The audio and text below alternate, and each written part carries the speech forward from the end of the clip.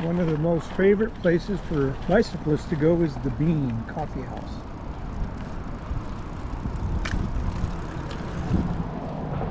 I think I will visit it right now.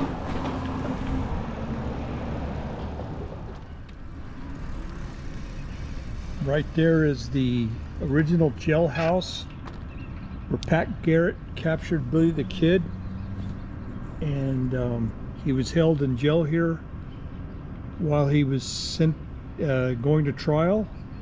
It was kind of a sham trial. He thought he was going to get pardoned, but they tricked him and he was convicted to hang. But he escaped out of this venue and didn't die that day.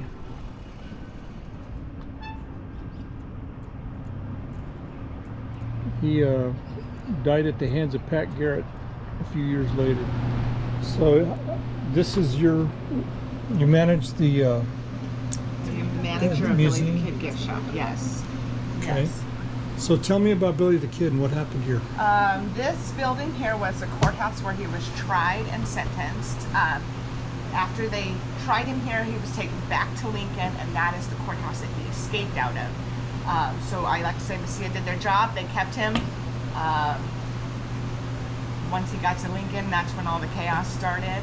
But it's the original ceiling and the walls in this room that are the original. We are doing a little bit of remodeling right now in this back area, so it's a little bit of a mess. And we're getting ready for Halloween, so we're decorated. Cool. I won't say that Billy the Kid haunts this building. Maybe he does. I've never seen him. But we do have a little girl that runs around. She's not scary. She's just there. She likes to play practical jokes. But we've had some strange things, like I'll come in the morning and the cameras will be upside down.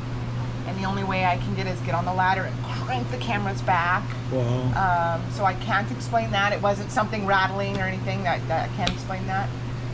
Just a little feelings, if there's somebody behind you.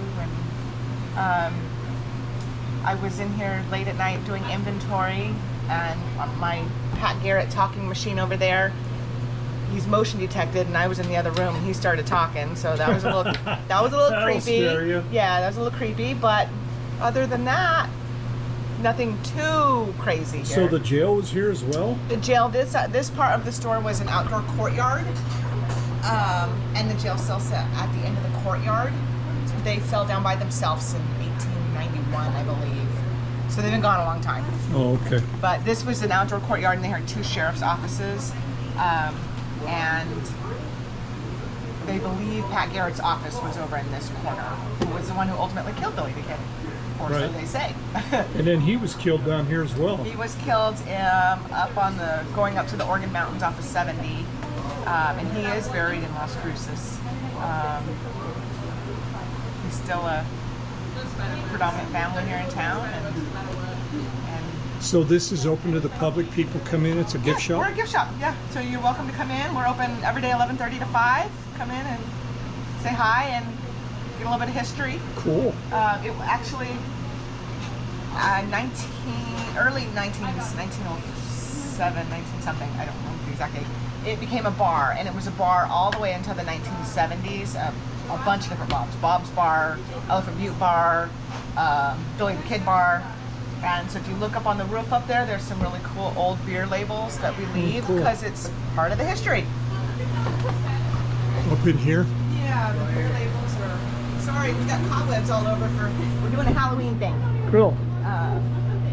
Right up here, some old beer labels that are kind of fun. And we just leave them because it's part of the history. But it is the original ceiling, and dirt does fall off of it, so we try hard to keep it clean, but it happens. Well, thank you so much for the tour. You're very welcome. And this guy talks, huh? This he does when you put money in it. He's a fortune teller. And this is Pat Garrett? This is Billy the Kid. Oh, Billy the Kid. This is Pat Garrett, and he smashes pennies. And he does usually talk. But I guess he's not talking right now.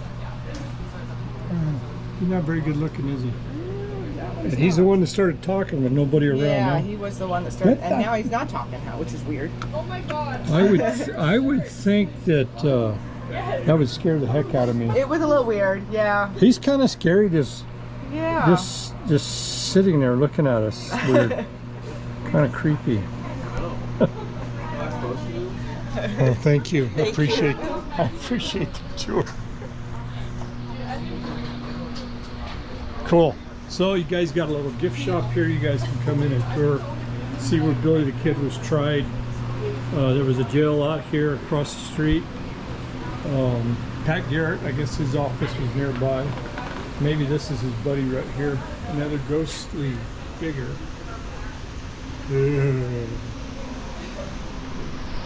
Anyway, come and have fun. Mesilla Valley in Mesilla.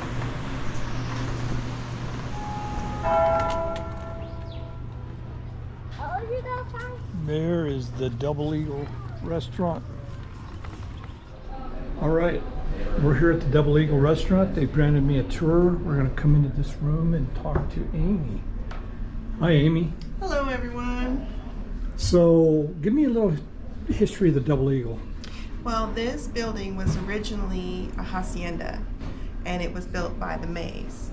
If you look right behind you, you see their portraits. The Mays family? Okay. So the building has been here since about 1850. 1850. So, Wow. lots of time and families and events, and unfortunately a few deaths.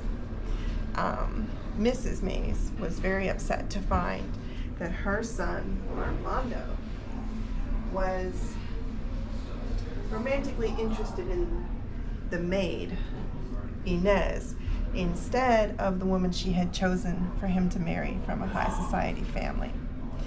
So, it was well known that she did not approve of that as a connection.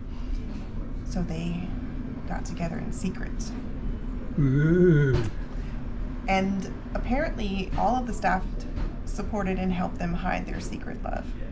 But one day, Mrs. Mays returned home early and found Armando and Inez in this very room, which was Armando's room. How do we say? In an indelicate position. Oh no, Mom busted him.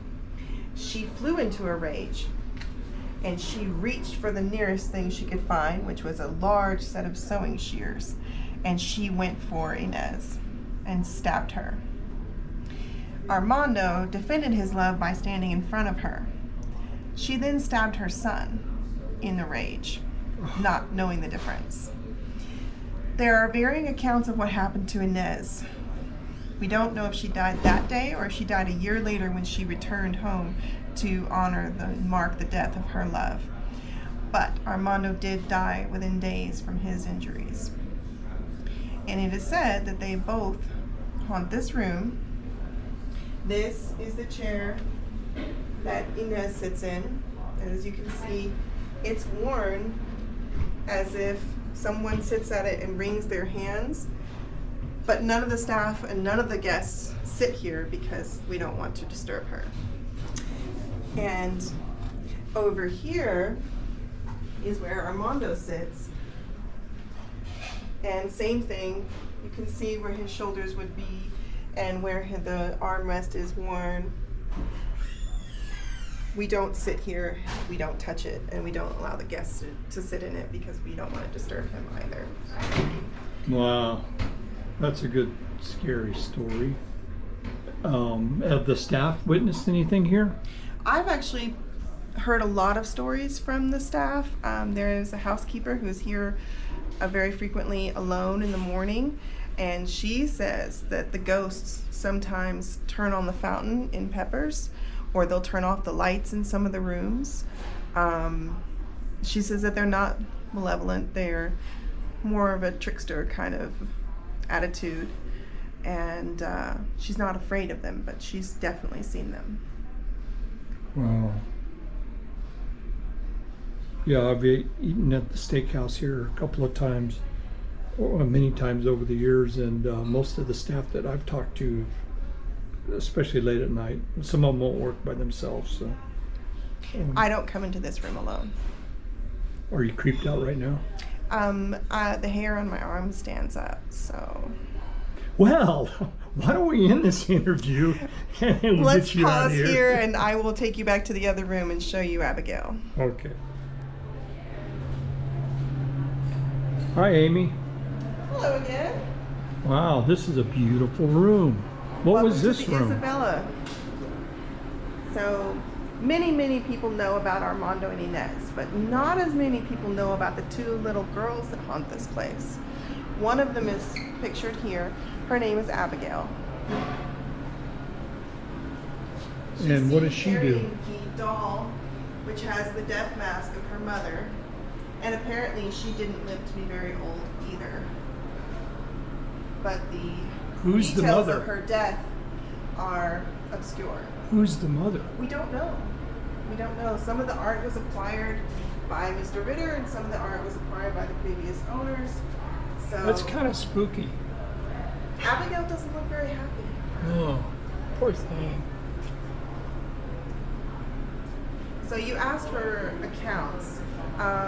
One of the women I work with shared with me that there is another little girl who haunts this place, who is tiny, and she walks around in a night dress, a white dress, and she's known to pull hair and turn off lights, and she frequently haunts the bathroom. That's where they see her the most, is in this hallway and the bathrooms. We don't know where she came from, and as far as I know, she didn't belong to this household at all. A medium that was called on site said that she got trapped here somehow, and we don't know how. We don't know any of the details. I actually watched that show Yes. when I was prepping to come here. Yes, I seen that episode. And the bathroom's right down this hall? Mm-hmm. And is it the girls or the boys? The girls. Well, we won't go in there. We shouldn't go in there, no. But the interesting thing is that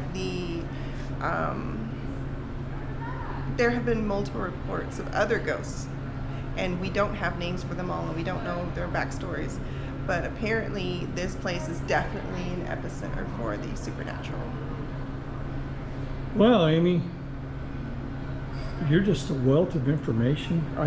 The interview was better than I thought it was going to be, and I learned stuff I hadn't heard before. So that is so cool. So thank you so May I much. add something on a Sure. personal note? Please get out and see the sites, whether it be here or elsewhere, and thank you for your service. Thank you. Thank you so much. She's thanking us for our veteran service. For those that are watching the channel, I'm kind of representing veterans and paraplegics and wounded warriors, people that need to get off the couch, and people that need to do things like I do, ride trikes. You can stay mobile if you stay active. Thank you so much, Amy. Thank you for the pleasure. Double Eagle. Absolutely.